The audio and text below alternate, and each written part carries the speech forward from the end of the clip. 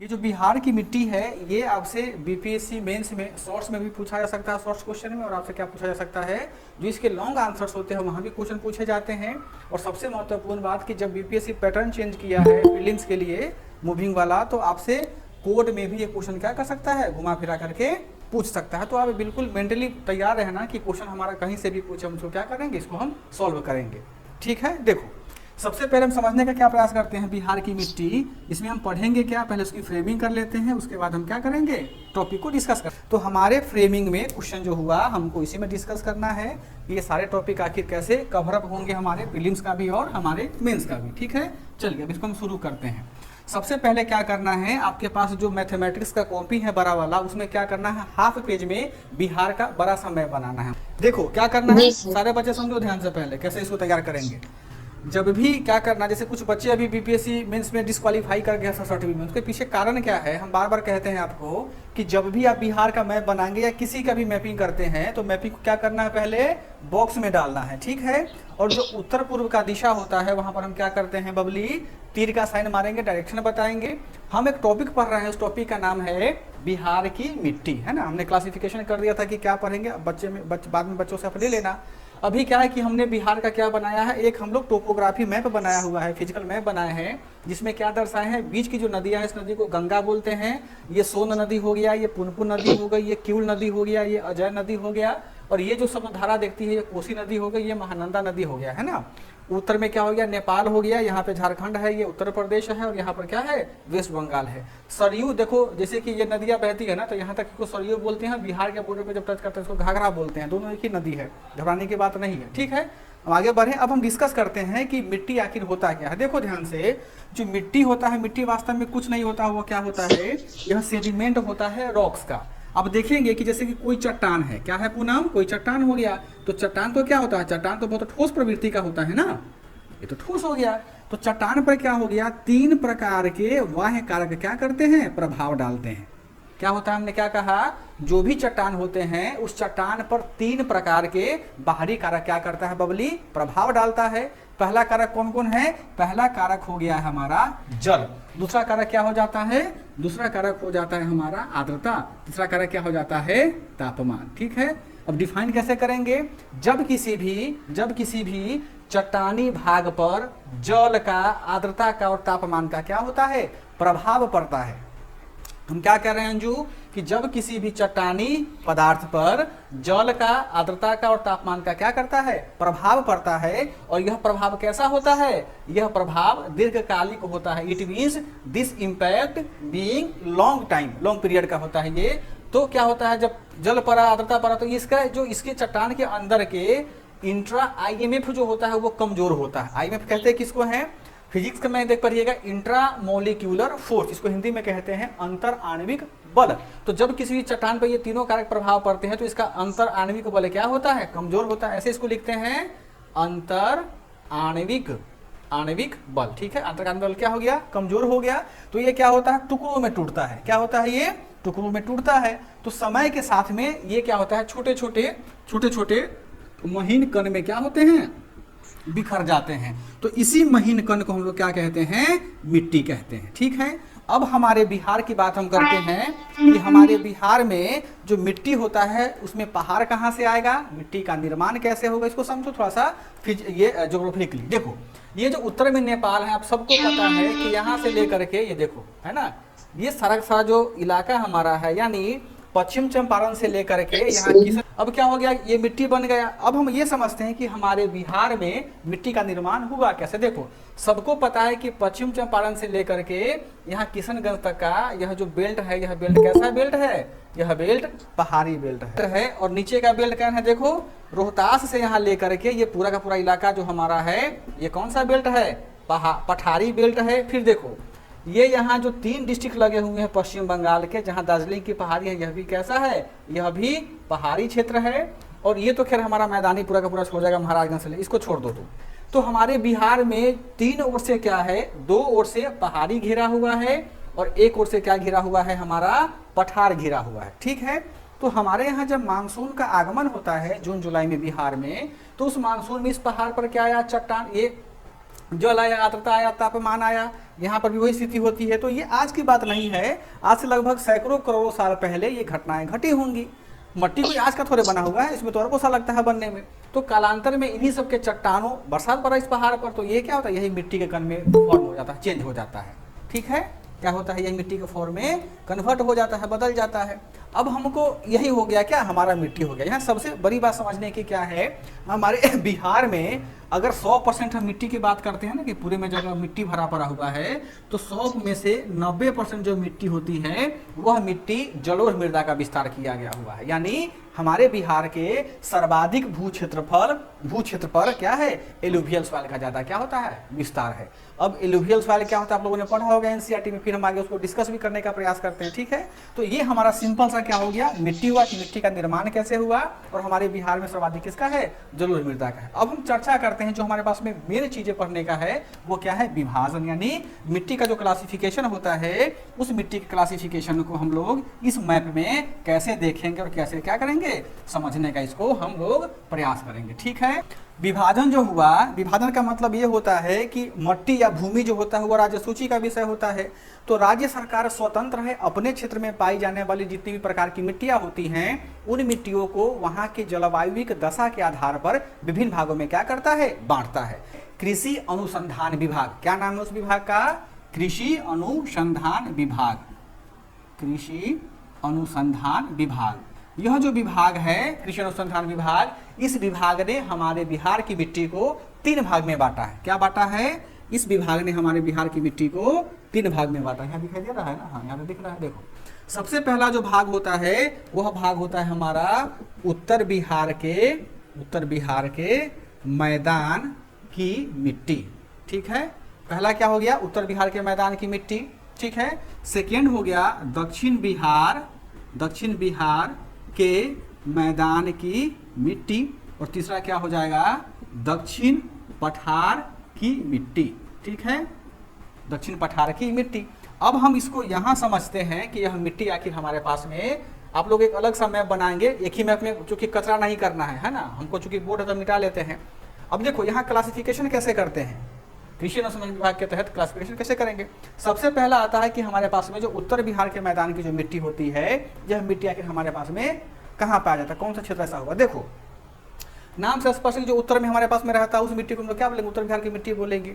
लेकिन केवल यह बोल देने मात्र से हमारा उत्तर संतुष्ट नहीं होगा। देखो उत्तर में यहाँ सोमेश्वर की श्रेणी से कौन सी नदी निकलती है, गंडक नदी यहाँ पर हो गई। फिर देखो यहाँ समस्तीपुर के आसपास में कौन सी नदी है, वही गंडक नदी आती है, यह कोसी हो गया, यह महानंदा हो गया। तो उत्तर बिहार के मैदान की मिट्टी वह मिट्टी कहलाती है जिसका निर्माण क्या हुआ है, यहाँ गंडक, उसके बाद कौन सा नदी है, सरयू, बूढ़ी गंडक, कोसी और महानंदा के द्वारा बहाकर लाए गए अवसादों के निक्षेपण से हुआ है। हमने क्या कहा, बिहार में जो उत्तर बिहार के मैदान की मिट्टी होती है, इस मिट्टी का जो निर्माण हुआ वो निर्माण कैसे होता है, निर्माण तो प्रोसेस वही होता है चट्टान के टूटने से। इस मिट्टी का जो विस्तार हुआ वह विस्तार कौन करता है, सरयू, घाघरा, गंडक, बूढ़ी गंडक, कोसी और महानंदा के द्वारा बहा कर लाए गए अवसादों के कारण होता है। ठीक, देखो इसका विस्तार कहाँ से होगा, आपको पता है कि बूढ़ी गंडक पूरा या मुजफ्फरपुर समस्तीपुर तक बहता है। तो पूरा ये समूचा जो इलाका हमारा होगा यहाँ तक, ये पूरा समस्तीपुर का इलाका है, थोड़ा सा गंगा में टच नहीं करना है ना, ये पूरा का जो इलाका हो गया, ये सारे क्षेत्र जो होते हैं, इन सारे क्षेत्र में जो मिट्टी पाई जाती है वह पहली प्रकार की मिट्टी पाई जाती है। क्लियर हो गया। अब देखो यहाँ पे दक्षिण बिहार की मिट्टी की हम बात करते हैं, स्पष्ट ही है, देखिएगा ध्यान से। यहाँ रोहतास के पठार का जो ऊपर का थोड़ा सा हिस्सा ले लो, 4-5 किलोमीटर ऊपर तक का, तो यह जो इलाका है ना हमारा, ये वाला इलाका नालंदा के नीचे वाला, ये इलाका जो हुआ, ये इलाका कहलाता है दक्षिण का पठार। तो ये इलाका जो हो गया, ये तीसरे प्रकार की मिट्टी यहाँ पाई जाएगी, यानी यहाँ दक्षिण पठार की मिट्टी पाई जाएगी, हो गया। और ये जो इलाका हमारा बसता है, ये एक्स वाला, यानी गंगा के थोड़ा सा उत्तर, जो हाजीपुर का मैदान हमारा हो गया, भागलपुर का मैदान हो गया, पूर्णिया का मैदान हो गया, और बाकी यहाँ कैमूर, बक्सर, रोहतास, यहाँ लखीसराय, ये सब जो मैदान हो गया, ये मैदान का भूमि क्या कहलाएगा, हमारा दक्षिण बिहार के मैदान की भूमि कहलाएगा। यहाँ तक कोई दिक्कत? अब क्या है कि कृषि अनुसंधान विभाग ने एक सिंपल वे में तो बांट दिया कि हमारे बिहार में 3 प्रकार की मिट्टी पाई जाती है। फर्स्ट वन इज उत्तर बिहार के मैदान की मिट्टी, दूसरा क्या है कि दक्षिण बिहार के मैदान की मिट्टी, तीसरा क्या है दक्षिण पठार के मैदान की मिट्टी। ठीक है, आप लोग मैप बना करके ऐसे इसको बनाना और इसको जैसे हम लोग किए हैं वैसे इसको क्या करना, घसना। अब देखो अब क्या है कि बिहार में जो विविधता है, किसकी विविधता है, जलवायु की विविधता है, और प्लस की हमारे यहाँ जो स्थलाकृति होती है, जो कहीं ऊंचा पठार है, कहीं समतल मैदान है, कहीं धंसा पर चीजें हैं, उसके आधार पर भी क्या होता है, हमारे यहाँ बिहार गवर्नमेंट ने इस और सारी मिट्टी को डिफरेंट क्लासिफिकेशन में क्या किया है, डिवाइड किया है। यहाँ एक चीज ध्यान रखिएगा, जब इस मिट्टी का विभाजन ये कर रहे थे तो कृषि अनुसंधान विभाग ने एक बड़ा रोचक जानकारी दिया था कि यहाँ जो कोसी का मैदान है ना, हमारा क्या हो गया, कोसी नदी यहाँ पर आई है ना, इसका अवसाद धारा में बढ़ जाता है। तो कोसी नदी जो आती है ना, अपने साथ अवसाद लेकर के आता है, तो कोसी का कुछ क्षेत्र हो गया ना, उठ जाता है। क्या होता है, कोसी के नदी के द्वारा बना करके लाया गया मिट्टी जो होता है, यह कुछ स्थानों को उठा देता है। यूं तो उत्तर बिहार का भूमि तो निम्न भूमि कहा जाता है, लेकिन कोसी का जो मैदान ही एकमात्र बिहार का ऐसा मैदान है जिसकी ऊंचाई समुद्र तल से औसतन 30 मीटर क्या होता है, ऊपर होता है। कितना है, 30 मीटर ऊंचा है।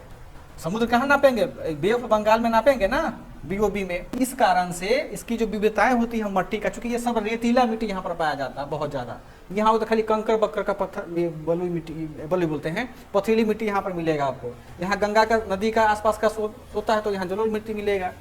तो एकमात्र यही स्थिति ऐसा बना हुआ है। ये इसके रिपोर्ट जो पढ़िएगा यहाँ लिखा गया हुआ था, और मेरे ख्याल से 68वीं 69वीं बीपीएससी की पीटी में एक क्वेश्चन पूछा हुआ था कि कोसी के मैदान का औसतन ऊंचाई कितना है। आप लोग बच्चे बनाए होंगे, पढ़े होंगे, तब किस तरह पढ़ाए होंगे सर लोग आपको। तो ठीक है, अब हम क्या करते हैं, अब हम इन सारे जो मिट्टी हमने पढ़ा है, उत्तर का, दक्षिण का, दक्षिण पठार का, इसको भी हम लोग क्या करते हैं, थोड़ा सा और ज्यादा क्लासिफाई करके पढ़ने का प्रयास करते हैं। ठीक है, कि मिट्टी, ठीक है, इस मिट्टी को क्या किया है, बिहार सरकार ने 4 भाग में बांटा है।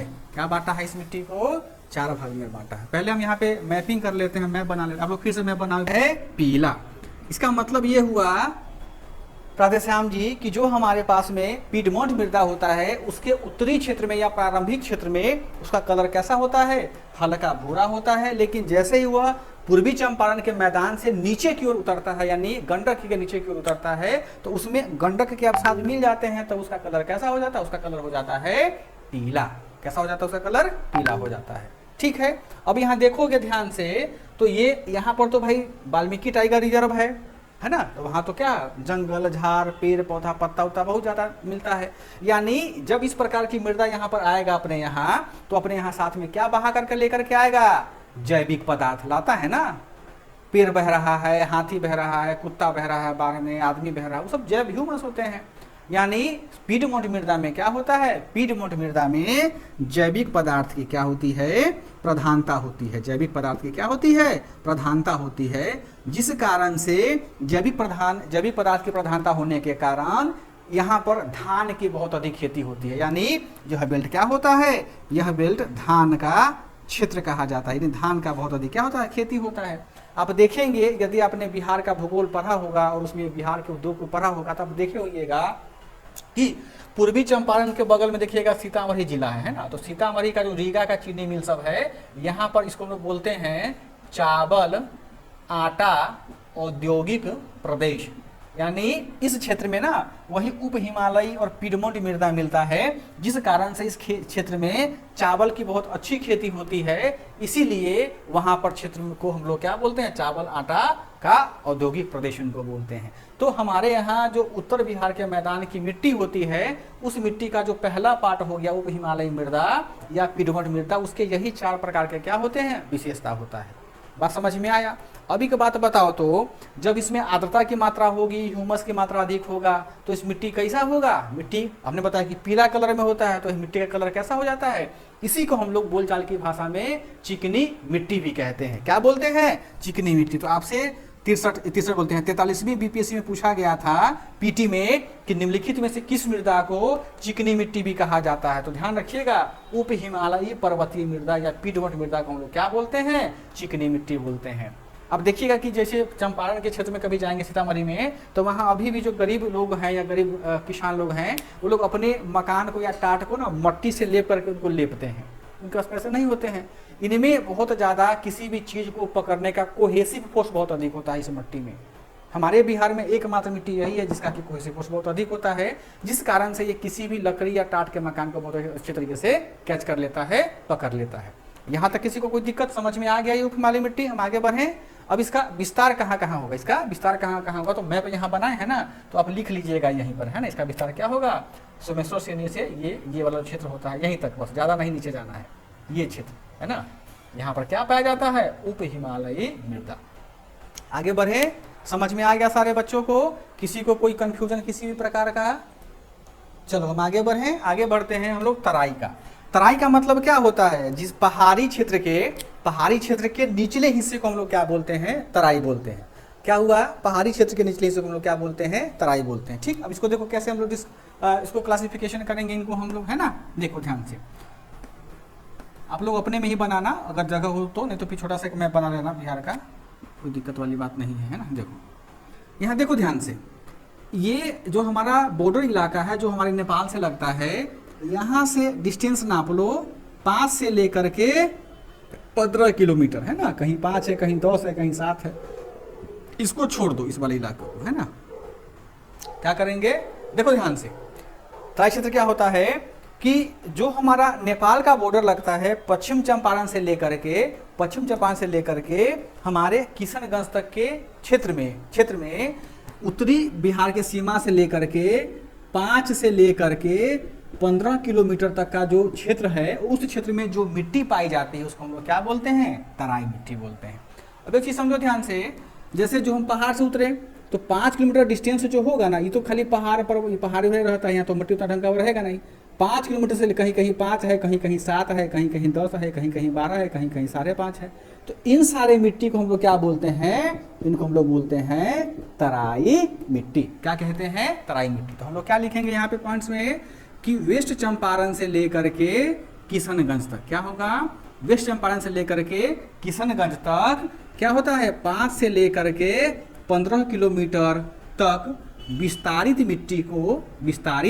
मिट्टी को क्या कहते हैं, तराई मिट्टी कहते हैं। किसी किसी किताब में आपको 5 के जगह 8 लिखा मिलेगा। जैसे यदि किसी बच्चे के पास में ल्यूसेंट का बिहार सामान्य ज्ञान होगा, उसमें 8 लिखा हुआ है ना, 8 किलोमीटर। लेकिन ये बिहार सरकार का जो पढ़े हैं ना हम लोग, कृषि अनुसंधान विभाग, वो 5 किलोमीटर मानता है। तो हम सरकारी किताब बहुत सारा गलती लिखती है। कौन नीता बोल रही हो? जी सर, उसे पढ़े थे हम, उसमें बहुत सारा गलती लिखा है। हाँ, तो कभी पटना आना तो बेलना लेकर के आना, है ना, चलेंगे उनके यहाँ बात करने के लिए, ठीक है। देखो ये हो गया, ये मिट्टी तराई मिट्टी पाई जाती है। अब यहाँ ध्यान से देखो, आपको पता है कि ये मिट्टी क्या है, सर्वाधिक उपजाऊ है ना। देखती हो चंपारण में गन्ने की खेती होती है, चावल का खेती होता है, कहीं कहीं जूट उत्पादन हो जाता है। यहाँ देखो चाय की खेती हो गया, पूर्णिया किशनगंज इलाके में जूट की भी खेती हो जाती है, मक्के की भी खेती हो जाती है। तो इन सब क्षेत्रों में यदि धान का खेती हो रहा है, चावल का खेती हो रहा है, जूट का खेती हो रहा है, केला का खेती हो रहा है ना, हर प्रकार अमरूद की खेती हो रही है। इसका मतलब है कि उतना प्रकार का खेती तभी होगा जब उस मिट्टी में क्या होगा, नाइट्रोजन की मात्रा होगी। जिस भी मिट्टी में नाइट्रोजन की मात्रा अधिक होगी वहां पर फसल का उत्पादन बहुत अधिक होगा। कहने का मतलब यह हुआ कि जो तराई मिट्टी होती है, इस मिट्टी में जो नाइट्रोजन के तत्व होते हैं, यह तत्व की प्रधानता होती है, अधिकता पाई जाती है। साथ साथ में इसमें क्या पाया जाता है, इस मिट्टी में ह्यूमस भी पाया जाता है ना।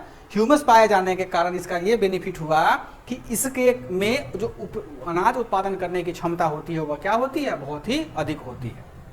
एक ध्यान रखना, जिस भी मिट्टी में नाइट्रोजन और ह्यूमस अधिक होगा, ऑटोमेटिकली उस मिट्टी में क्या होगा, उस मिट्टी में फास्फोरस की मात्रा क्या हो जाएगी, कम हो जाएगी। ये कहीं पर भी चले जाओ, ब्रिटेन चले जाओ, अमेरिका चले जाओ, कहीं पर भी जिस मिट्टी में नाइट्रोजन होगा और ह्यूमस होगा, मतलब दोनों दुश्मन होता है, समझ लो ये चीज़ का, फास्फोरस का। यदि नाइट्रोजन ह्यूमस मिल रहा है तो आपको फास्फोरस तो आपको नहीं मिलेगा। वो दिक्कत समझ में आ गया आपको। अब यहाँ पर ध्यान दीजिएगा, एक और महत्वपूर्ण बात तराई मिट्टी में क्या होता है। अब देखिएगा कि जैसे कभी सीतामढ़ी या पश्चिम चंपारण के मैदान से हम जैसे जैसे पूरब की ओर भागेंगे ना, तो कहीं कहीं मट्टी में क्या मिलेगा, मट्टी का ढेला मिलता है बड़ा बड़ा। नहीं तो देखिएगा, उसको बोलते हैं चौप, देहात में बोलते हैं मट्टी का चौप हो गया, ढेला हो गया। तो वास्तव में क्या होता है, वो ढेला नहीं होता, बल्कि वह क्या होता है, कठोर मृदा का रूप होता है, जिसका कि जो अभी क्या है, मिट्टी बनने के कगार पर है ना। एक तो वो हो गया, यानी क्या होता है, तराई मिट्टी जो होता है यहाँ पर क्या होता है, मिट्टी के बड़े बड़े टुकड़े क्या होते हैं, टुकड़े फैले होते हैं, और साथ साथ में इसमें कंकर और पत्थर के भी क्या पाए जाते हैं, थोड़े बहुत अंश मिलते हैं। अब देखिएगा इन सारे इलाकों में हमारे मिट्टी में पत्थर भी चलाता है। नदी में कभी कोई नौकायान करते हुए देखिएगा, नदी के बगल में कोई पत्थर गिरा हुआ है, काला पत्थर, उजला पत्थर, वो सब बेसिकली क्या होता है, इसी पहाड़ को काट काट कर क्या करता है, बरसात आया, नदी आया तो अपने धारा में भाग के क्या करता है, लेके चला जाता है। ठीक है, अब इस मिट्टी का भी रंग कैसा होगा, जैसा इसका वैसा ही होगा। इसका मिट्टी का रंग कैसा होगा, भूरा होगा, और कैसा होता है, पीला होता है। अब देखिए कभी आपका घर कहीं चंपारण में हो या सीतामढ़ी में हो या किशनगंज पूर्णिया के इलाके में हो, तो देखिएगा मट्टी कभी उठा के देखना, वहाँ मट्टी में हल्का हल्का कालापन रहेगा, और थोड़ा थोड़ा क्या होता है, जैसे सोना का कलर होता है पीला, वैसा पीलापन भी रहेगा। तो उसको बोलते हैं भूहर सोना। देहाती भाषा में बोलते हैं कि तराई मिट्टी का जो कलर होता है उसको कलर को क्या बोलते हैं, भूहर सोना रंग, है ना। आगे बढ़े, यही भूहर सोना का कलर जो मतलब दिखने में काफी सुंदर लगता है वो, और ये बहुत अधिक उपजाऊ होता है। इसमें सबसे अधिक किसकी खेती होती है, यहाँ पर सबसे अधिक हमारे यहाँ धान के फसल की खेती होती है। ठीक है, अब देखोगे सर गन्ना भी तो हाँ, पूरा सबसे अधिक किसकी खेती होती है, धान की खेती होती है। कुछ हिस्सों में यहाँ पर गेहूं की भी खेती होती है, और कहीं कहीं किसकी खेती होती है, गन्ना की भी खेती होती है। ठीक है, और यही यदि हम पूरब चले जाएं, पूर्णिया के बाद जो क्षेत्र है, पूर्णिया मधेपुरा का जो इलाका है, तो यहाँ इसी मिट्टी में जूट की भी खेती होती है। क्या होती है, जूट की भी खेती होती है। लेकिन इसमें एक विशेषता पाया जाता है, अनामिका भाग गई है क्या, फिर इसमें एक विशेष प्रकार का है। समझ में आ रहा है कि नहीं अनामिका? यस सर, आ रहा है। Very good. आकाश तो बोल ही नहीं रहा है। अब देखो यहाँ ध्यान से देखना, इसी मिट्टी में, तराई मिट्टी में ही, जैसे सीतामढ़ी के पास में एक जिला है मुजफ्फरपुर, है ना, मुजफ्फरपुर। अब देखोगे जो मुजफ्फरपुर का जो इलाका है ना, वो थोड़ा सा ऊंचे स्तर पर, ऊंचा जमीन पाया जाता है। कैसे जमीन पाया जाता है, एक तो यहाँ इसको कोसी का मैदान यहाँ पर ठेल दिया, और यहाँ क्या किया, गंडक नदी का जो मैदान होता है वो ठेल दिया। तो यहाँ पर क्या थोड़ा सा ऊंचा पाया, थोड़ा सा भूमि क्या होता है, पढ़े है ना जी, समतल भूमि जो होता है क्या, तो कहीं कहीं गड्ढा होता है, कहीं ऊंचा होता है ना, ऊंचावर जिसको बोलते हैं।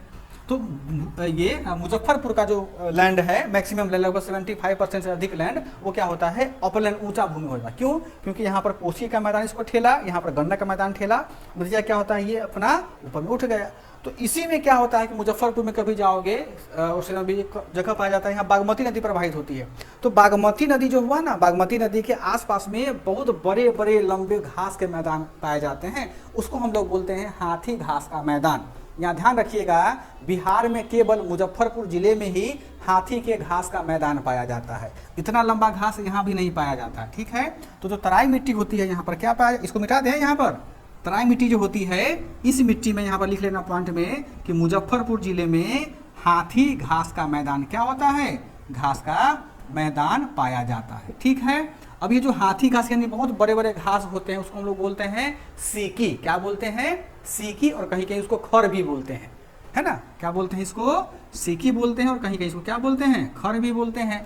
तो यहाँ जो ग्रामीण क्षेत्र की महिलाएं हैं उसी को काटती हैं, उससे क्या बनाती हैं, डलिया बनाया, डगरा बनाती हैं, जो भी उनका यूज का सामान होता है वो बनाती हैं। और इसी घास से एक विशेष प्रकार का हस्तकला बनाया जाता है, उसको हम लोग बोलते हैं सुजनी कढ़ाई। क्या बोलते हैं, कहाँ गया, हाँ, क्या बोलते हैं, सुजनी कढ़ाई। इसी को हाथी बोलते हैं सर।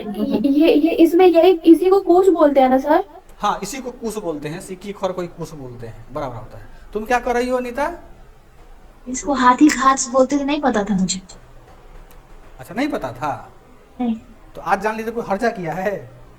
ठीक है, तो ये क्या होगा, सर इसी का ये बनाया जाता है सर ना, ये जो बनते झोपड़ी बनता है, और जी, ये और हाँ, भी जो हैंड क्राफ्ट बनता है वो। हाँ, तो इससे सुजनी, एक प्रकार का कढ़ाई, एक प्रकार का क्या बनाया जाता है, हस्तकरघा बनाया जाता है, उसको लोग क्या बोलते हैं, सुजनी कढ़ाई। और ये भी आपसे पूछा गया था 69वीं के पीटी में कि कहाँ सुजनी के क्या सर है। सुजनी जो होता है कपड़ा पे बनता है, ये नहीं होता है। ठीक है, सुनो हमारी बात को। क्या था कि पहले के समय में घास जो हुआ ना, कभी डलिया देखी हो तो देखिएगा, जो डाला बनाया जाता है उसकी घास का। डिजाइन जो बना रहता है ना, हाँ सजनी हाँ वर्क हाँ बोलते हैं वो। हाँ, ये जो डिजाइन कहीं देखिएगा, यहाँ पे कहीं पीला घास डाल दिया, कहीं हरा डाल दिया, तो यही प्रकार का अच्छा सूजनी हाँ था। हाँ डर होता है। कालांतर में क्या हो गया, कालांतर में जब अच्छा। कपड़े का निर्माण विकास हुआ तो अब इसको किस में बनाया जाने लगा, कपड़ा में बनाया जाने लगा। जैसे मधुबनी पेंटिंग जो था 1934 में, इसका निर्माण, इसका तो जन्म यहीं से बना था, तो 1934 में। तो पहले कहाँ बनाया जाता था मधुबनी पेंटिंग, दीवार पे ना, घर पे पोत पात के बना दिया। जी। अब किस पे बनाया जा रहा है, मास्क पे। ये मास्क पे कैनवास बनाया पे जा रहा है, कैनवास कैनवास पे। आजकल तो टैबलेट में बनाया जा रहा है। तो सूजी कढ़ाई जी। वास्तव में किस पे था, वो खर का ही बनाया जाता था। हम लोग की माता जब शादी करके आई तो रखी हुई थी वो, उनके नानी जी दी हुई थी, तो पहले तो लकड़ी का ही चलता था। तो लकड़ी का ही से बड़ा अच्छा सा बना हुआ रहता था वो, है ना, उसमें हाथी का ये था, चित्रकला चित्र था, कुआं का चित्र था, वो बनाते हैं वो लोग। क्योंकि जो कुश होता है ना, इसको कलर में रंग देंगे तो उसी कलर में चला जाता है। समझ में आ गया। ये किसमें था, तीसरा हमारे पास में था नवीन जलोढ़ मृदा। अगला क्वेश्चन क्या है, क्वेश्चन बोलता है अगला क्या है हमारा, नदी, नदी बोलता है मट्टी, नवीन जलोढ़ मृदा है, यही ना हमको डिस्कस करना है। अब इसको समझो ध्यान से। नवीन जलोढ़ जो मृदा होता है वह वास्तव में कैसी मृदा होती है, वैसी मृदा जिसका निर्माण तराई क्षेत्र के किसमें हो रखा हो, दक्षिण में हो रखा हो। क्या हो, नवीन जलोढ़ मृदा वैसी मृदा को कहते हैं जिसका की विकास कहाँ होता है, जिसका विकास होता है तराई के दक्षिणी क्षेत्र, दक्षिण में। अब देखो यहाँ हम पढ़े हैं ना, ये तो तराई मिट्टी हो गया, ठीक है। तो इसके दक्षिण का जो इलाका होगा, यहाँ पर पूरा पूरा मैदानी भाग में, यहाँ के मैदानी भाग में कौन सा मिट्टी पाया जाता है, ये नवीन जलोढ़ मृदा पाया जाता है। अब इसको नवीन जलोढ़ क्यों बोलते हैं, पढ़े होंगे खादर बांगर का सिस्टम आप लोग आपने जाना होगा। तो नवीन जलोढ़ को क्या बोलते हैं, खादर मिट्टी बोलते हैं ना, और बांगर को क्या बोलते हैं, पुरानी जलोढ़ बोलते हैं। पुरानी जलोढ़। तो इसको हम लोग क्या बोलते हैं, खादर मिट्टी भी कहते हैं ना। अब देखो ध्यान से, इसका जो सर्वाधिक विस्तार जो हुआ, यानी उप हिमालय मैदानी की मृदा में हम 4 प्रकार की मृदा पढ़ेंगे। उप हिमालय पढ़े हैं, एक और पढ़े हैं, यह पढ़ रहे हैं, एक और पढ़ेंगे बलसुंदरी फुंदरी। तो सर्वाधिक विस्तार इसी का है। यानी देखो ध्यान से, यहाँ पर घाघरा से लेकर के, यहाँ कौन सी नदी है, घाघरा नदी बहती है ना, घाघरा नदी के मैदान से लेकर के यहाँ महानंदा के मैदान तक इतना लंबा चौड़ा फैला पड़ा हुआ है। इसी को हम लोग क्या बोलते हैं, नवीन जलोढ़ बोलते हैं। कैसे हुआ देखो ध्यान से, नवीन का मतलब क्या है, नया। तो प्रत्येक वर्ष क्या होता है, गंडक नदी में बाढ़ आता है, प्रत्येक वर्ष घाघरा नदी में बाढ़ आता है, प्रत्येक वर्ष गंगा नदी में बाढ़ आता है, प्रत्येक वर्ष यहाँ पर कोसी नदी में बाढ़ आता है, प्रत्येक वर्ष यहाँ महानंदा नदी में बाढ़ आता है। तो जब ये बाढ़ लाएगा तो अपने साथ क्या लाएगा, मट्टी का पूरा ढेला फेला लाएगा ना जी, अब साथ लेकर के आएगा। तो कितना, एक समय आने के बाद में ऊपर तो जवान होता है नदी, पूरा ढो लिया, लेकिन जब धीरे धीरे बूढ़ा होता है तो क्या, नदी की गति धीमी होती है, और नदी क्या करता है, अपने ऊपर या अपने साथ लाए गए अवसादों को आसपास में ऐसे ऐसे फेंकता चला जाता है, फटाक से, देखती हो ना, नदी फेंकता रहता है। तो इनका जो निर्माण हुआ है नवीन जलोढ़ या खादर के मैदान का, तो इनका निर्माण उत्तर, बिहार के उत्तर में, उत्तर से दक्षिण की ओर बहने वाली सभी प्रमुख नदियों जैसे घाघरा, गंडक, बागमती, कोशी तथा महानंदा के द्वारा प्रतिवर्ष बाढ़ के महीने में लाए गए जलोढ़ मृदा के विस्तार के, जलोढ़ मृदा के विस्तार के परिणाम स्वरूप जमा हुए मृदा से क्या हुआ है, इस क्षेत्र का निर्माण हुआ, या इस क्षेत्र का क्या होता है, विकास होता है। ठीक। अब देखो, जब इसका क्या होगा, पूरा अवसाद लाएगा, कचरा लाएगा, तो इसका रंग कैसा हो जाएगा, इसका रंग हो जाएगा गहरा भूरा। क्या हो जाएगा, गहरा भूरा।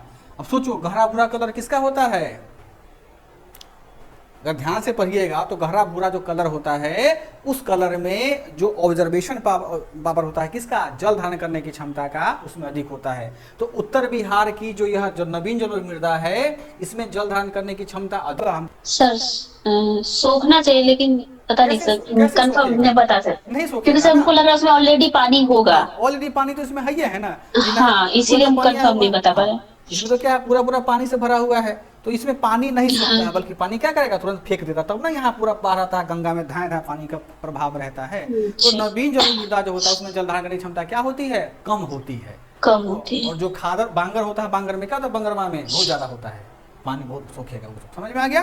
तो ये गहरा भूरा होता है, मतलब क्या होता है, इसमें जल धारण की क्षमता क्या होती है, क्षमता, हाँ वेरी गुड, कम होती। समझ में आ गया, आगे बढ़े।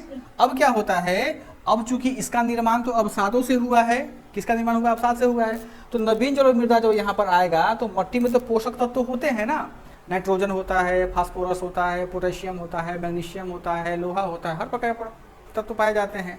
लेकिन जरा सोचो, एक तो नदी यहाँ पर क्या किया, मट्टी को यहाँ पर जमा कर दिया, ऊपर से क्या कि इसमें तो भाई पानी जल धारण करने की क्षमता तो नहीं रहता है, तो जो बरसात का पानी होता है तो इस नदी के जो अच्छे मॉलिक्यूल्स होते हैं, तत्व होते हैं, वो क्या होते हैं, बरसात में बह जाते हैं। नतीजा क्या होता है कि इसमें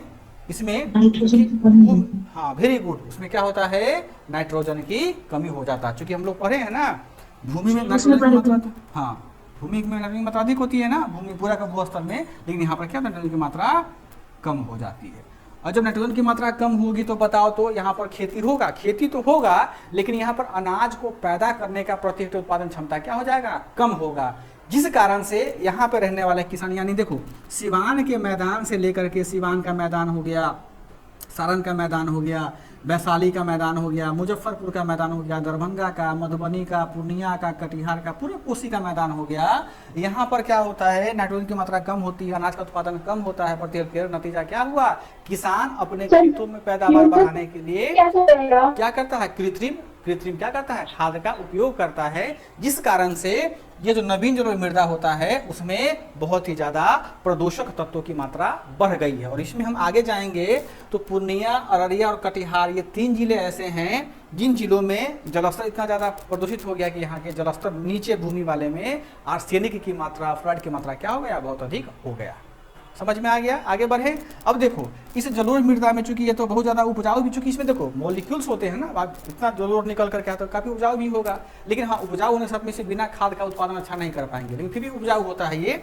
तो इसमें किसकी खेती हो जाएगी, इसमें धान की खेती बहुत अधिक होता है। और साथ में यदि हम अगर पूरब की ओर जाएँ, जैसे पूर्णिया कटिहार वाले रीजन में, तो वहाँ पर किसकी खेती अधिक होती है, उसमें जूट की खेती होती है, बालसुंदरी, कहीं कहीं किताब में लिखा रहता है बालसुंदरी, है ना। देखो बालसुंदरी या जो बालसुंदरी मिट्टी होती है, इसका विस्तार हमारे बिहार के पूर्वी मैदान में होता है। क्या होता है, बालसुंदरी मिट्टी का जो विस्तार होता है हमारे बिहार के, उत्तरी बिहार के पूर्वी मैदानी भागों में होता है। अब देखो ध्यान से, हमने क्या कहा, इसके पूर्वी भाग में होता है, तो पूर्वी भाग को हम लोग डिफाइन करेंगे ना जी, बालसुंदरी मिट्टी का, ठीक है। अब देखोगे ध्यान से, यहाँ पर देखो पूर्वी बिहार का ये हो गया, देखिए ध्यान से, यहाँ पर किशनगंज का इलाका हो गया। अब जरा सोचो तो किशनगंज चाहे यहाँ का जो पूर्णिया, मधेपुरा, अररिया, कटिहार का जो इलाका है, यहाँ पर नदियाँ तो हैं, लेकिन उतनी हानिकारक नदियाँ नहीं हैं जितनी हानिकारक नदियाँ घाघरा, गंडक, बागमती और कोसी होती है।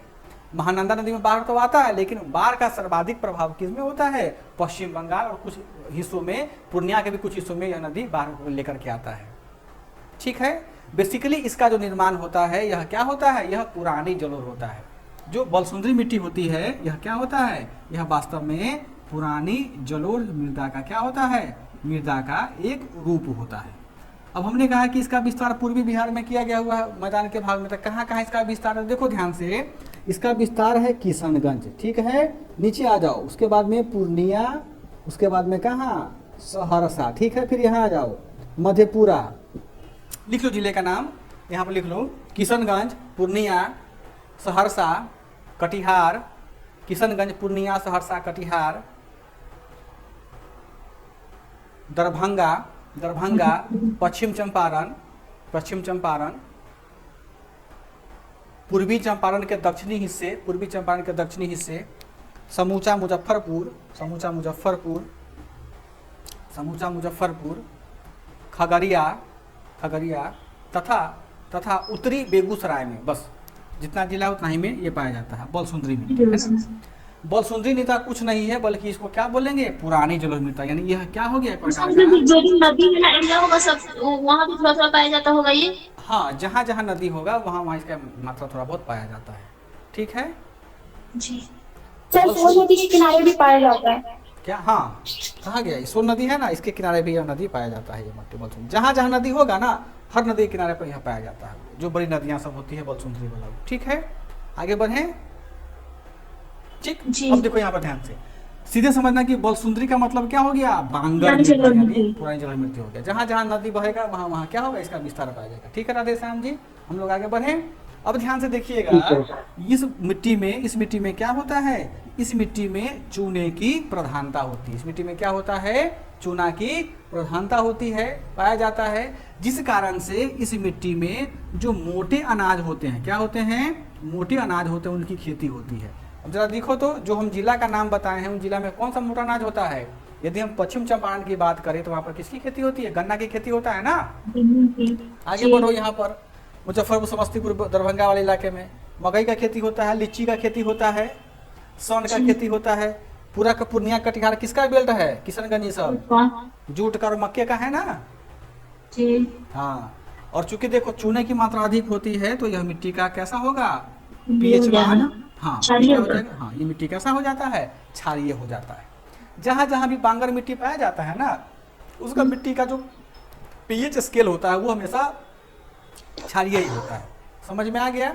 एक चीज यहाँ पर ध्यान दीजिएगा कि इस मिट्टी में जो फल होते हैं, वह फल जो होता है वह गूदेदार फल का खेती बहुत अधिक होता है। गूदादार फल का मतलब क्या होता है, जिस फल में, अरे सुनो यार, जिस फल में नोट्स एंड एंटी नोट्स पाए जाते हैं उनको हम लोग क्या बोलते हैं, गूदेदार फल बोलते हैं। जैसे कि देखो लीची देखती हो ना, बीच में क्या रहता है, बीज रहता है काला सा, ऊपर में क्या रहता है, गुद्दा रहता है ना। आम देख लो कैसे बनता है, आम कैसे बनता है, हाँ, ये आम में क्या है, गुठली रहती है, रहता है ना। उसके बाद ये गुदा रहता है, कटहल, तो केला भी तो आ जाएगा ना, केला। वेरी गुड, केला में देखिएगा तो केला जब फाड़िएगा तो बीच में रखिएगा रेशा सा आता है ना, उसका बीज होता है, बीजांड उसको बोलते हैं। बगल में क्या रहता है, गुद्दा रहता है। तो ये जो बलसुंदरी या बांगर मिट्टी होती है, इसमें क्या होता है, इसमें गूदेदार फल की खेती बहुत अधिक होती है। बाकी और किसी जगह में चले जाओ सर, इसमें ये तरबूज और ये खीरा वगैरह भी होता है इस मिट्टी में सर। हाँ होता है, सही बात है। फल ये जो क्या हो गया, तरबूजा, खीरा, ककरी, एक तो लमका नहीं होता है, गोल गोल होता है, बिकता है गर्मी में, बड़ा सा ककरी बोलते हैं ना, ये ककरी, खरबूजा, ये सब होता है। जो भी फसल होते हैं, मतलब जो एंटी नोट्स वाले होते हैं ना, सब फसल इसमें नदी के किनारे वही सब तो होता है। हाँ, जो टाल दियरा का क्षेत्र होता है ना, वहाँ पे इसकी खेती बहुत अधिक होती है। समझ में आ गया। तो हमारा समझ में सब्जी में सर परवल होता है। हाँ, परवल होता है। यार सबका नाम लिखवाने चलेगा तो समय लग जाएगा ना, समझ दो चार एग्जाम्पल तो देना है ना। देखो हमने क्या पढ़ा, हमने पढ़ा कि बिहार में जो उत्तर बिहार के मैदान की मिट्टी होती है उसके 4 भाग होते हैं। कौन कौन भाग होते हैं अनु, दोहराओ मेरे साथ में। उप हिमालयी मृदा या पीडमोट मृदा होता है, हमने डिस्कस कर दिया, समझ में आ गया। सेकेंड में क्या सा मृदा होता है, तराई मिट्टी होता है। देखो नीचे उतरे तराई मिट्टी हो जाएगा, अगला में क्या हो जाएगा, नवीन चलो मिट्टी हो जाएगा, और बाकी में क्या हो जाएगा, ये बल सुंदरी या फिर कौन सा मिट्टी होता है, बांगर मिट्टी होता है। ये पढ़ लिए, पुरानी जलोढ़ या बांगर मिट्टी, बांगर मिट्टी होता है। अब मिट्टी नहीं ना भूलोगे कोई आदमी जी, समझ में आ रहा है ना। नहीं सर, है ना जी सर। दक्षिण बिहार के मैदान की मिट्टी का थोड़ा सा चर्चा कर लेते हैं कि दक्षिण, अब तो कि कम लगेगा समय, ज्यादा इसी में लगता है। देखो दक्षिण बिहार के मैदान की जो मिट्टी होती है ना, उसका सामान्यतः गंगा के दक्षिणी क्षेत्र का, उसमें देखो एक चीज ध्यान रखना, गंगा से 5 किलोमीटर का ऊपर का क्षेत्र, ठीक है, और 5 किलोमीटर नीचे का जो क्षेत्र होता है, इसके मिट्टी का ना कोई सामान्य वर्गीकरण नहीं होता है। कारण क्या होता है ना, क्योंकि गंगा नदी जो होती है समूचा उत्तर प्रदेश के क्षेत्र को क्या करता है, तय करते हुए हमारे बिहार में इंटर करता है। तो इतना जो जिला से बहता है गंगा नदी उत्तर प्रदेश के, तो हर उत्तर प्रदेश बहुत जिला, बड़ा जिला है, यहाँ जितने भी प्रकार के मिट्टी होते हैं सारे मिट्टी को क्या करता है, ये बाहर के महीने में गंगा यहाँ पर ढो लेती है। अब खूब यहाँ तो जवान होती है गंगा, तो खूब तेज में भागती है, फाए फाए। जैसे आगे आती है बक्सर के मैदान में इन करती है, तो इनका गति क्या होता है, धीमा हो जाता है, ठीक है। सो फिर ये क्या करती है, जो यहाँ पे मॉलिक्यूल्स को लेकर के आती हैं, तो ये क्या करता है, अपने बोझ को बाहर में फेंकना शुरू कर देती हैं। तो इस गंगा के किनारे जो मिट्टी पाया जाता है ना, उस मिट्टी में हर प्रकार के मिट्टी, जितने भी 8 प्रकार की मिट्टी पढ़े एनसीईआरटी 11th क्लास में भूगोल में, सारे प्रकार की मिट्टी का गुण होता है, बहुत ज़्यादा हाईली उपजाऊ होता है, फर्टाइल होता है बुलेट। इसलिए गंगा के देखिएगा कि जो यहाँ पर सब्जी, कुशवाहा लोग रहते हैं हाजीपुर में, सब्जी बेच के बहुत पैसा कमा लेते हैं वो लोग, है ना, बहुत उपजाऊ होता है। यहाँ सब्जी की खेती बहुत अधिक होती है इस वाली मिट्टी में, ठीक है। तो इस मिट्टी को हम लोग छोड़ देंगे क्योंकि इसका कोई स्पेशल क्लासिफिकेशन नहीं होता है। अब क्या देखते हैं, जो दक्षिण बिहार का मिट्टी है उसको हम लोग क्या होता है, उसका जो विस्तार होता है, उसका विस्तार बिहार में गंगा नदी के लगभग 3 से 5 किलोमीटर के दक्षिणी क्षेत्र में है ना।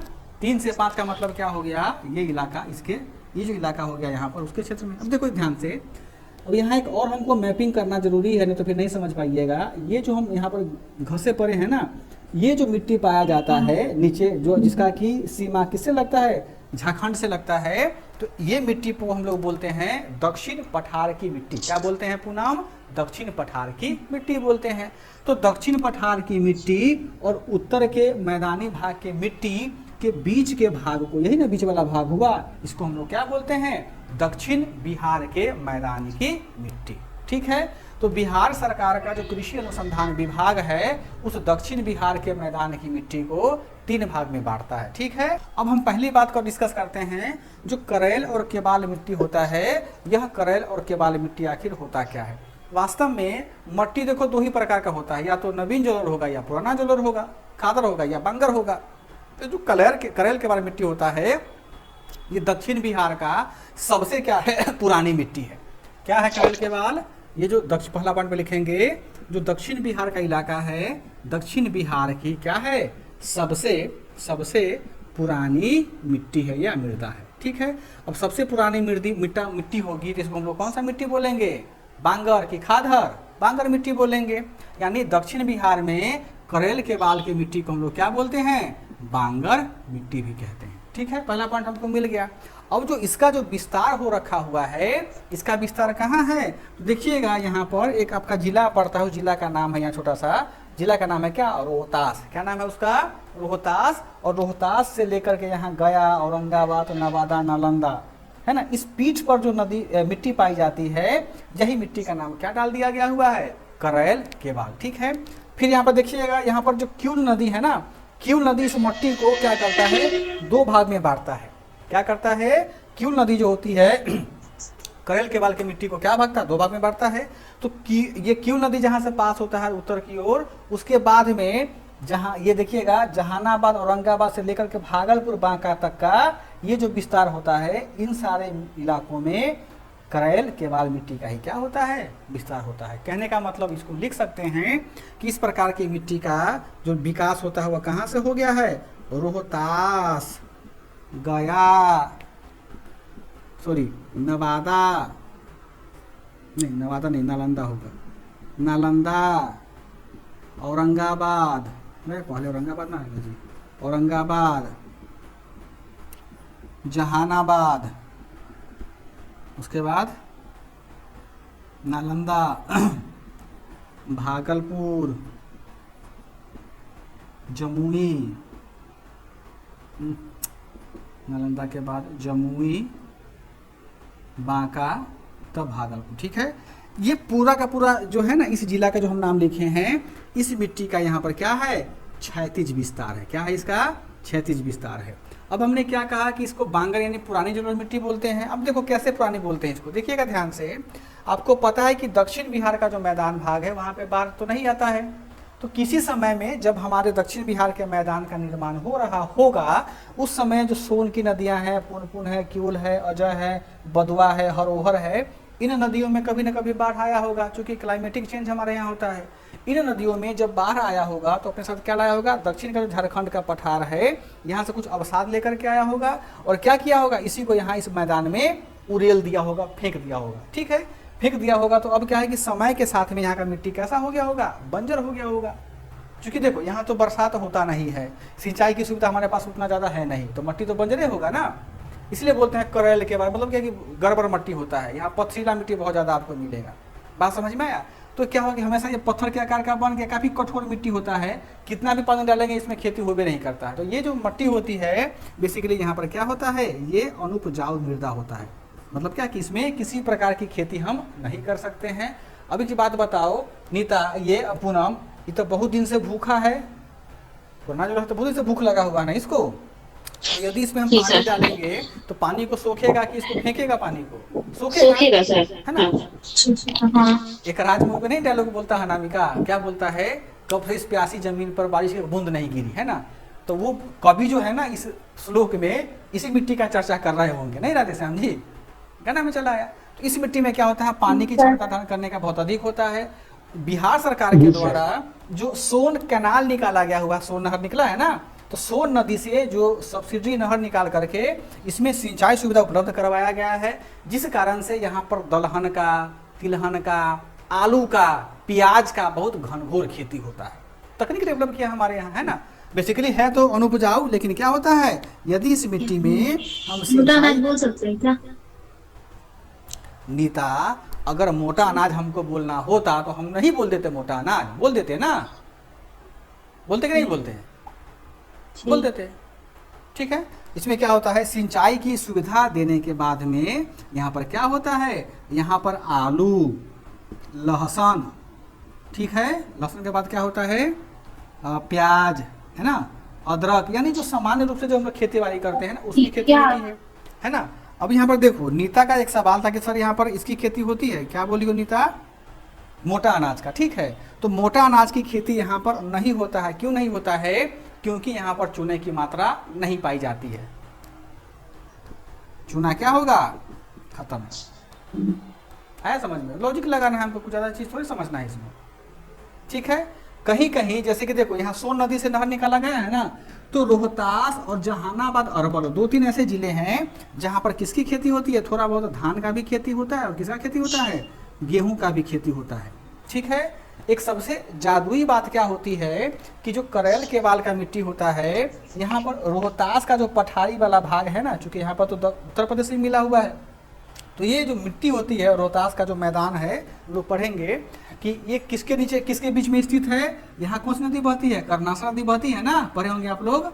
कर्मनाशा और सोन नदी के द्वाब का जो क्षेत्र, इसको हम लोग बोलते हैं रोहतास का मैदान। तो रोहतास का जो क्लाइमेटोलॉजी है ना, क्लाइमेटिक स्ट्रक्चर है, वो भगवान ने बना के भेजा हुआ है, जिस कारण से यहाँ पर कुछ पुरानी क्या होती है, कुछ नवीन जरूर मृदा पाया जा रहा है। चूंकि कर्मनाशा में हर साल बाढ़ आता है, सोन में भी हर साल बाढ़ आता है, तो ये क्या करता है, यहाँ पर जमीन को उपजाऊ बनाता है, जिस कारण से रोहतास में धान की बहुत घनघोर खेती होती है। देखो, टाल होता क्या है, टाल का मतलब होता है लो लैंड। क्या होता है अंजू, टाल का मतलब होता है लो लैंड, यानी इसको बोलते हैं क्या, निम्न भूमि। क्या होता है, निम्न भूमि। देखो उसमें थोड़ा सा नहीं बनाते, जो ये घचपच बहुत हो गया, थोड़ा सा फ्रेश बना कर दिखाते हैं आपको। देखो जैसे ये हमारी गंगा नदी बह गई बेचारी, गंगा मैया चली गई हमारी, है ना। ये हमारा क्या हो गया, ये हमारा रोहतास, ये हो गया दक्षिण बिहार का भाग हो गया। अब देखो ध्यान से, ये जो गंगा नदी यहाँ पर बहती है, गंगा नदी बही, यहाँ पर कौन सा नदी गया, सोन नदी है ना। और आपको पता है कि गंगा नदी जो होती है अपने मार्ग को परिवर्तित भी करती है कई बार बाढ़ के महीने में, करती है ना। प्लस कि यहाँ जो 4-5 किलोमीटर उत्तर और 4-5 किलोमीटर क्या दक्षिण के, बताए ना कि यहाँ का मट्टी का कोई नाम नहीं है, बोले है ना आपको पहले। तो गंगा मैया क्या करती हैं, जब बाढ़ का महीना आता है तो गंगा मैया इस मट्टी का क्या करती हैं, कटाव करती है ना। क्या करती है, कटाव करती है। और मट्टी को काट करके क्या किया, गड्ढा कर देती है गंगा मैया, और मट्टी को अपने साथ बहा करके लेकर चल जाती है कहाँ, बंगाल के खाड़ी में। तो जब ये गड्ढा हो गया तो यहाँ पर क्या होता है, चूंकि गंगा के आसपास में जलस्तर तो काफी ऊंचा है, कालांतर में यहीं पर क्या होता है, पानी जम जाता है। ऐसा जो क्षेत्र है ना, आपको देखिएगा मोकामा, बख्तियारपुर, फथुआ, इन सब पटना के आसपास के इलाकों में बहुत होता है। तो वहाँ पर एक जाति पाया जाता है, उस जाति का नाम है भूमिहार। वहाँ लोगों जो हथिया लिया उस जमीन को, किसी का लिखा हुआ नहीं रहता है, जिसका लाठी उसका भैंस वाली बात है।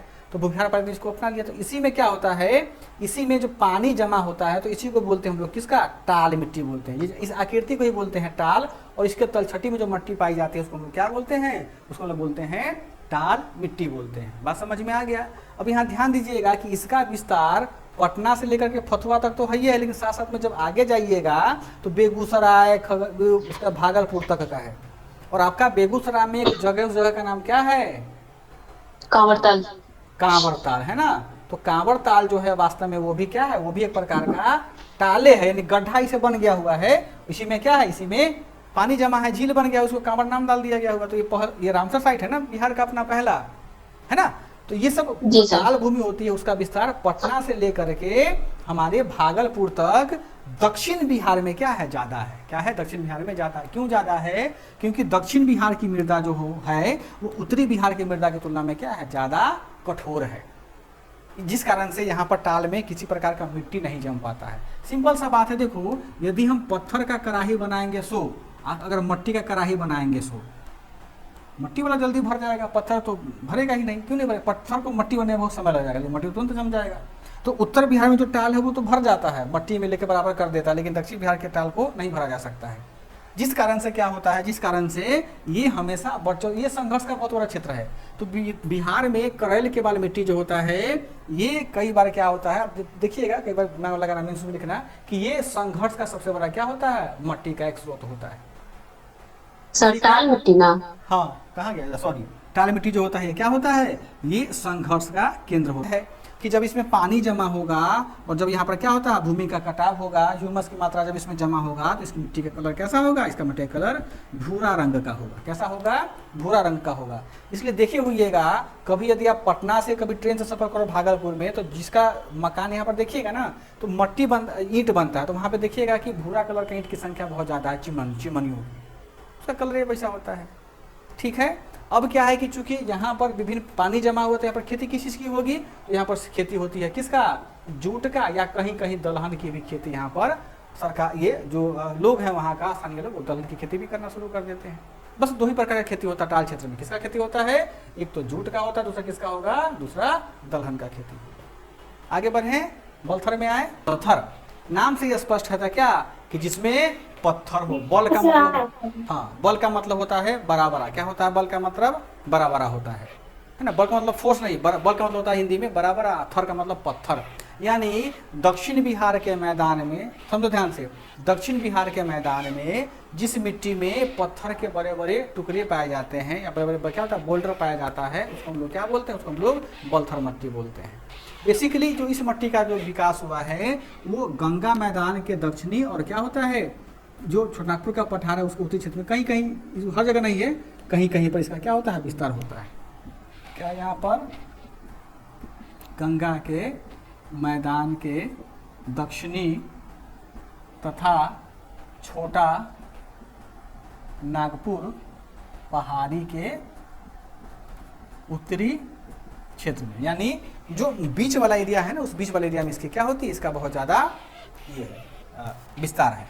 अब क्या है कि इसका जो विस्तार देखिएगा, इसका विस्तार कैमूर से लेकर के भागलपुर तक है। देखो रोहतास तो नीचे आ गया, इसके ऊपर कैमूर है, यानी कैमूर का जो यह बड़ा इलाका होगा, कैमूर से लेकर के यह जो रेंज होता है सीधे भागते चलिए कहाँ पर, भागलपुर में। तो यहाँ पर क्या होता है, यहाँ पर इस प्रकार की मिट्टी पाई जाती है। कौन सा, बलथर मिट्टी। आप कभी गौर कीजिएगा कि कैमूर से भागलपुर तक का जो मिट्टी होता है, इस मिट्टी में इसका जो कलर होता है ना, वो क्या होता है, लाल होता है। क्या होता है, हल्का लाल होता है। हल्का लाल होता है, इसका क्या मतलब हो गया, इसमें किसकी मात्रा होती है, इसमें लोहे की मात्रा होती है। क्या होती है, लोहा की मात्रा, आयरन की मात्रा, हाँ, आयरन की मात्रा क्या होती है, इसमें अधिक होती है।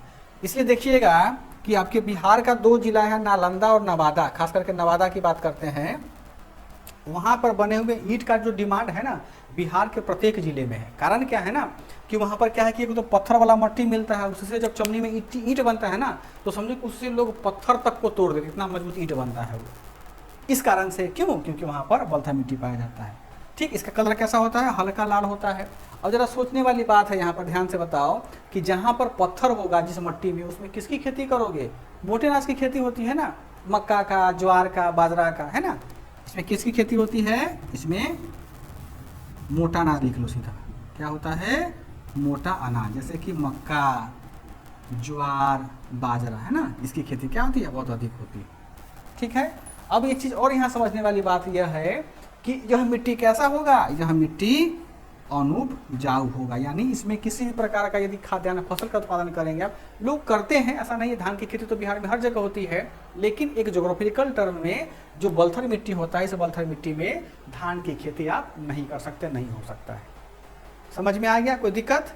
दक्षिण बिहार का जो पठारी मिट्टी है, इसको 2 भागों में बांटा जाता है। ठीक है, जो लाल पीली मिट्टी होता है, जाहिर सी बात है कि इसका कलर कैसा होगा, या तो लाल होगा या कैसा होगा, पीला होगा। अब जरा भूगोल का चैप्टर याद करो 11th क्लास में, कि लाल और पीली मिट्टी का जो निर्माण होता है किस चट्टान के विघटन से होता है, तो पढ़े होइएगा आप, आग्नेय चट्टान, पढ़े है ना, वेरी गुड। तो इसका जो निर्माण होता हुआ है वो किससे हुआ है, आग्नेय, कैसे लिखते हैं, आग्नेय चट्टान के विघटन से। ठीक है, के विघटन से हुआ है लाल और पीली मिट्टी का निर्माण, पहली बात। और आग्नेय चट्टान में क्या पाया जाता है, लोहा पाया जाता है ना, इसका मतलब ये हुआ इस मिट्टी में किसकी मात्रा अधिक होगी, लौह तत्व की मात्रा अधिक होगी ना, किसकी मात्रा अधिक होगी, लौह तत्व की मात्रा होगी। और जिस मिट्टी में लोहा अधिक होगा उसमें पोषक तत्व क्या होगा, बहुत कम होगा, उल्टा चलता है। जहाँ लौह तत्व अधिक होगा वहां पर क्या होगा नीता, पोषक तत्व की जो मात्रा होगी वह क्या होगी, कम होगी, है ना। और जब पोषक तत्व का मात्रा कम होगा इस मिट्टी में खेती हो पाएगा नहीं, यानी क्या होगा, यह मिट्टी अनुपजाऊ होगा। क्या होगा, अनुपजाऊ होगा। मतलब क्या, खेती होता है ऐसा नहीं है, बस लिखने में लिख देता भूगोल में क्या अनुपजाऊ मिट्टी होता है। अब देखिएगा यहाँ पर, देखो ध्यान से, बिहार में आओ, यहाँ जिला पाया जाता है बांका। क्या पाया जाता है, बांका, ठीक है। बांका, जमुई, गया, मुंगेर, नवादा, यानी जो भी पठारी भाग है ना हमारे बिहार का, हमारे बिहार के जो भी पठारी भाग हैं, जैसे देखो क्या बताया हमने, बांका, जमुई, गया, नवादा, नालंदा, है ना, और यहाँ पर ये जो दक्षिणी क्षेत्र है, इन भागों में इस मिट्टी का क्या है, बहुत ज़्यादा विस्तार है। क्या है, इस मिट्टी में बहुत ज़्यादा इसका विस्तार हो रखा हुआ है। औरंगाबाद भी इसी में आएगा, लिख लेना औरंगाबाद में, ठीक है। अब चूंकि इसमें पोषक तत्व की मात्रा कम होती है तो यहाँ पर खेती किसकी होगी, यहाँ पर खेती होगा वही जो खाद्यान्न, कौन सा बोलते हैं फसल, अरे आलू का, प्याज का, उसके बाद कि इसका धेचा बोलते हैं, धेचा, जो नहीं हरा हरा घास होता है बड़ा सा, जो पशु खाते हैं चारा के, पशु खाने वाला, हाँ धेचा होता है, हाँ सिंपल सा इसी सब्जी का उसको खेती होता है, बहुत अधिक, ठीक है। अब यहाँ पे आओ, लाल और रेतीली मिट्टी, लाल और रेतीली मिट्टी। अब देखिएगा ध्यान से, ये सब तो पूरा बॉर्डर वाला इलाका है ना, दक्षिण बिहार वाला जो हम पहले घसे थे, इन सारे डिस्ट्रिक्ट्स में क्या पाया जाता है, इसका विस्तार है। यानी हमारे बिहार में लाल और पीली मिट्टी जो होती है वह मिट्टी क्या है, उसका विस्तार दक्षिण बिहार में झारखंड से क्या है, लगा हुआ सीमावर्ती बिहार के जिलों में है। कोई दिक्कत, आगे बढ़ें। अब देखो ये बड़ा सिंपल है, लाल और रेतीली मिट्टी। रेतीली मिट्टी कहाँ पाया जाएगा, सोन वाले क्षेत्र में ना, रेत तो यही लेकर के आता है अमरकंटक से पूरा भर भर के।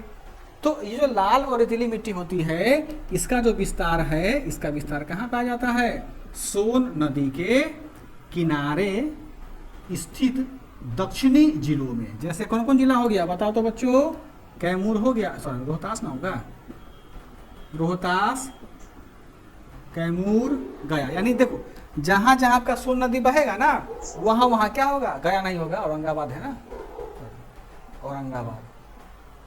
जहां जहां सोन नदी बहती है उन नदी के आसपास का जो इलाका है ना, उस आसपास के इलाकों में क्या पाया जाएगा, लाल और रेतीली मिट्टी पाया जाएगा। यहाँ चीज समझो ध्यान से कि यहाँ पर लाल मिट्टी क्यों पाया जाता है, लाल क्यों पाया जाता है। आप पढ़े होंगे कि दक्षिण आयरन की अधिकता, हाँ दक्षिण में जो हमारा छोटापुर का पठार है, इस पठार में किसका मात्रा अधिक होता है, आयरन और की मात्रा अधिक है ना, आयरन के लौह तत्व का। तो वही जब सोन नदी के आसपास में अमरकंटक से होकर के आती है तब सब में क्या लेकर के आती है, ये लौह की मात्रा लेकर के आती है। तो पूरे का दक्षिण बिहार का जो सोन नदी का किनारा है वहां पर क्या करता है, इसका विस्तार कर देता है। और यह जो मिट्टी होता है ना, यह मिट्टी किस में होता है, रबो में। रबो में ऐसे लिखिएगा, वो और बो के नीचे यहाँ पर नुक्ता आता है ना, रबो, है ना। इस मिट्टी में कैसा होता है, रबो की आकृति का होता है। बालू देखे हो ना, ललका बालू जो घर बनाने के लिए ले जाता है मिस्त्री सब, वही होता है रेतीली, उसी को बोलते हैं रबा। तो वास्तव में क्या होता है कि लाल और रेतीली मिट्टी एक प्रकार क्या होता है, मट्टी का रवा होता है, जिसमें आयरन तत्व की मात्रा अधिक होती है, पाई जाती है। और इसका उपयोग कहाँ किया जाता है, इस मिट्टी का यूज कहाँ किया जाता है, गृह निर्माण के कार्यों में, गृह निर्माण के कार्यों में। इसमें खेती किसका होगा, नाम का आपका तो घर है वहाँ पर, आलू होता है, आलू बाजरा, आलू का बाजरा होता है, और चीना वगैरह सब होता है। हाँ चीना चिन्नी जो भी होता है उसका खेती होता है। आ गया समझ हाँ, में? एक भी होता है, हाँ कहीं कहीं होता है, समझ में आ गया। तो ये क्या था, ये आप क्या एक प्रकार का मट्टी था, ठीक है।